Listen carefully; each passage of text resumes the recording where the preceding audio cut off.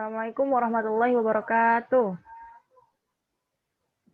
Waalaikumsalam warahmatullahi wabarakatuh. Sebelum memulai pelajaran, ada baiknya kita berdoa dulu ya. Fatimah pimpin doa.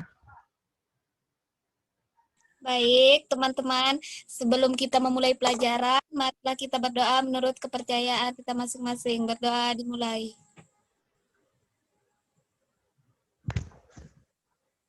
Doa selesai.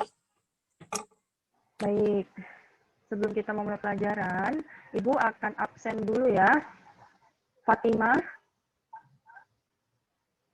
Hadir, Bu. Puspita Dewi. Hadir, Bu. Nggak ada suaranya, Puspita. Hadir, Bu. Iya. Siti Nur Adha. Hadir, Bu. Hadir semua ya. Untuk hari ini, Ibu akan menjelaskan tentang khutbah tabligh dan dakwah. Ibu akan share screen dulu.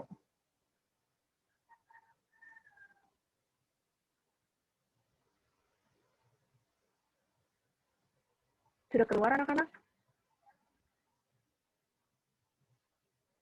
Loading. Masih loading.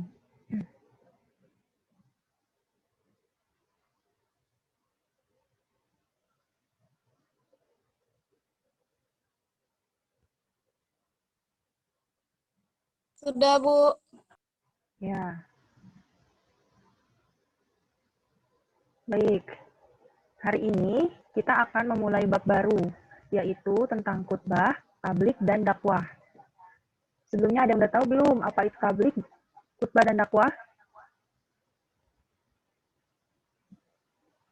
Gimana Fatimah? Sudah belum? Belum, Bu. Ya, maka dari itu Ibu hari ini akan menjelaskan tentang pengertiannya terlebih dahulu, kemudian tentang perbedaannya. Yang pertama, Ibu akan jelaskan apa sih itu khutbah. Nah, khutbah itu artinya atau bermakna kegiatan ceramah kepada sejumlah orang Islam dengan syarat dan rukun tertentu yang berkaitan langsung dengan keabsahan atau kesunahan ibadah. Diingat ya, anak-anak, kalau khutbah mempunyai syarat dan rukun tertentu. Contohnya apa? Contohnya itu khutbah sholat pada sholat Jumat, sholat Idul Fitri, Idul Adha, sholat istisqa, sholat khusuf, ada wukuf, dan ada khutbah nikah. Pasti teman-teman sudah pernah melihat khutbah apa saja yang telah kalian lewati. Selanjutnya ada tabligh. Kalau tabligh ini artinya kan menyampaikan. Nah, tabligh berarti kegiatan menyampaikan pesan Allah Subhanahu wa taala secara lisan kepada satu orang Islam atau lebih untuk diketahui dan diamalkan isinya. Misalnya apa? Misalnya itu Rasulullah SAW memerintahkan kepada sahabat yang datang di majelisnya untuk menyampaikan suatu ayat kepada sahabat yang tidak hadir. Itu contoh dari tabligh. Selanjutnya ada dakwah. Kalau dakwah bermakna kegiatan mengajak orang lain, seseorang atau lebih ke jalan Allah Subhanahu wa taala secara lisan atau perbuatan. Contohnya kayak santunan anak yatim, sumbangan membangun fasilitas umum dan lain sebagainya. Sampai sini jelas untuk penjelasan dakwah, tabligh sama khutbah. Puspita Dewi, Siti Nur Adha, dan Fatimah. Jelas, Bu. Kalau jelas, Ibu akan menjelaskan kembali apa sih perbedaan khutbah, tabligh, dan dakwah. Bisa dilihat ya anak-anak di layar, kalau misalkan khutbah itu dilaksanakannya pada waktu tertentu yang tadi sudah Ibu jelaskan, seperti khutbah nikah, khutbah sholat Jumat, itu dilaksanakannya di waktu tertentu, hanya pada saat-saat yang tadi dijelaskan sama Ibu. Sedangkan tabligh dan dakwah itu dilaksanakannya kapan saja. Misalkan tabligh akbar dilaksanakannya pada malam hari, lalu kalau dakwah misalkan dakwah di sekolah atau di rumah untuk keluarga dan lain-lain. Yang kedua, kalau khutbah itu mempunyai syarat dan rukun. Kalau tabligh cuma mempunyai syarat. Kalau dakwah tidak ada syarat dan rukunnya. Bebas, karena dakwah itu kan artinya menyebarkan ilmu agama Allah. Ya kan? Sebenarnya sama-sama menyebarkan ilmu agama Allah, namun dakwah tidak mempunyai syarat dan rukun. Tidak seperti khutbah dan tabligh. Selanjutnya, yang ketiga itu kalau khutbah mempunyai mimbar khusus untuk melaksanakannya. Kalau tabligh fleksibel dan kondisional. Sedangkan dakwah nggak perlu ada mimbar. Kita, kamu, kalian sebagai anak-anak untuk menasihati itu sebenarnya termaksud kepada dakwah. Maka dari itu, nggak ada kan yang namanya mimbar khusus untuk kalian dalam menyebarkan ilmu agama. Itu adalah contoh dari dakwah. Selanjutnya yang keempat, itu ada waktunya terbatas kalau khutbah. Ya kan? Kalau misalkan sholat Jumat nggak diselesaikan dalam waktu tertentu, maka yang orang-orang yang harusnya bekerja takutnya lebih lama kayak gitu kan.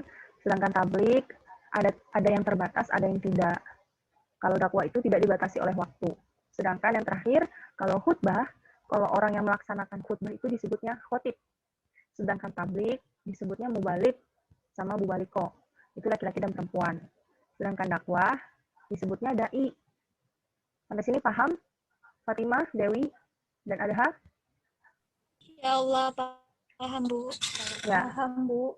Ada yang ditanyain nggak sebelum lanjut ke slide selanjutnya? Sudah. Ya Bu. Nah, tadi kan Ibu menjelaskan secara teori. Namun, Ibu di sini akan menjelaskan tentang dalil atau perintah dari Allah, yaitu dalam surat Ali Imran. Bismillahirrahmanirrahim, yang artinya, dan hendaklah ada di antara kamu segolongan umat yang menyeru kepada kebajikan, menyuruh kepada yang makruh, dan mencegah dari yang munkar. Merekalah orang-orang yang beruntung. Jadi, misalkan kita, misalkan Ibu, misalkan kalian, anak-anak, lalu berdakwah, maka kalian termaksud orang-orang yang beruntung, insya Allah. Karena apa? Karena golongan orang yang berdakwah, umat yang berdakwah, itu menyeru kepada kebajikan, lalu menyuruh yang lain kepada yang ma'ruf dan mencegah dari yang munkar. Itu adalah salah satu dalil mengapa kita harus berdakwah. Karena itulah keuntungannya kita menjadi orang-orang yang beruntung, kayak gitu. Nah, setelah itu, karena khutbah, tablik, dan dakwah tidak mempunyai syarat, namun orang yang melaksanakannya itu mempunyai syarat. Siapa aja yang melaksanakannya, yaitu khotib, mubalik atau mubaliko, sama da'i. Nah, dari ketiga ini, dari orang yang melaksanakannya ini mempunyai syarat. Yang pertama itu ada Islam yang pastinya, lalu balik, berakal, dan yang terakhir itu orang yang mampu mengenali ajaran Islam, orang yang belajar ilmu agama. Seperti itu. Itu merupakan syarat-syarat untuk khotib, mubalikoh, dan da'i. Bukan syarat untuk khutbah, tabligh, dan dakwah. Seperti itu. Sampai sini, ada yang mau ditanyakan kepada Ibu? Setelah ini, Ibu akan memberikan tugas di grup WA atau di grup Classroom. Ibu akan memberikan tugas mengenai rukun-rukun apa saja yang ada dalam khotib dan tabligh, maupun itu rukun ataupun syarat. Setelah itu, Ibu akan menyuruh kalian untuk mempraktekkan bagaimana itu dakwah, ataupun tabligh, ataupun khutbah. Mungkin untuk yang online, pertemuan online ini cukup sampai di sini saja. Anak-anak sudah mengerti? Nanti Ibu akan jelaskan kembali di grup Classroom atau grup WA. Bagaimana anak-anak? Bagaimana Dewi? Baik.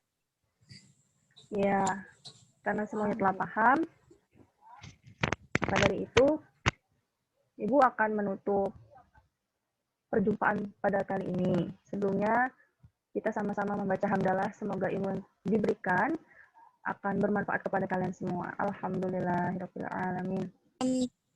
Baik, Ibu cukupkan. Ibu cukupkan sampai sini. Terima kasih kepada anak-anak yang sudah hadir pada hari ini. Terima kasih. Assalamualaikum warahmatullahi wabarakatuh. Jangan lupa dilihat Google Classroom dan WA-nya ya. Baik Bu. Waalaikumsalam. Terima kasih, Bu. Ya, sama-sama.